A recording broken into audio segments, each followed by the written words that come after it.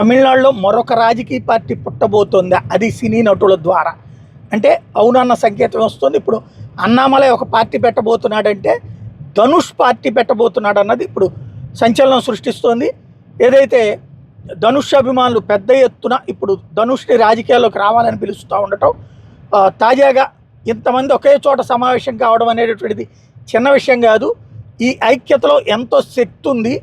ఆ శక్తికి మనం ఒక మంచి లక్ష్యాన్ని అందించాలి అని ధనుష్ ఇచ్చినటువంటి స్పీచ్ కేవలం ఆడియో వేడుకలు ఫ్యాన్స్ మీట్లకి మాత్రమే పరిమితం కాకుండా మనం మరిన్ని సంక్షేమ కార్యక్రమాలు చేపట్టాలి. మేము ఈ ప్రాంతాల్లోని ప్రజల అవసరాలని, చుట్టుపక్కల ప్రాంతాల పరిస్థితిని అర్థం చేసుకోండి, వాళ్ళకి మీకు సాధ్యమైనంతగా సహాయం చేయండి, వాళ్ళందరికీ మిమ్మల్ని చూసి నేను మరింత గర్వపడేలా సంక్షేమ కార్యక్రమాలు చేయండి, మీరు తప్పకుండా చేస్తారని నమ్ముతున్నానంటూ ధనుష్ చెప్పుకొచ్చాడు. ఈ కామెంట్ సోషల్ మీడియాలో వైరల్ అయినాయి. తమిళగ వెట్రి కజగం పార్టీని ప్రారంభించినప్పుడు విజయ్ కూడా ఇదే విషయం చెప్పడం, దీంతో ధనుష్ కూడా రాజకీయాల్లోకి వస్తున్నాడంటూ ప్రచారం జరిగింది.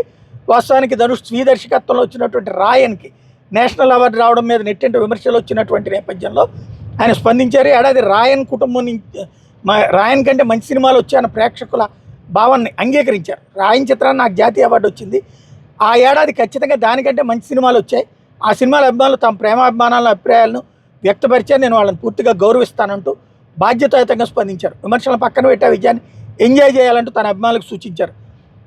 ఇప్పుడు ఈ స్టేట్మెంట్లు మాత్రం ఇప్పుడు ధనుష్ రాజకీయాల్లోకి వస్తాడా అన్నటువంటి చర్చకైతే కారణమవుతున్నాయి.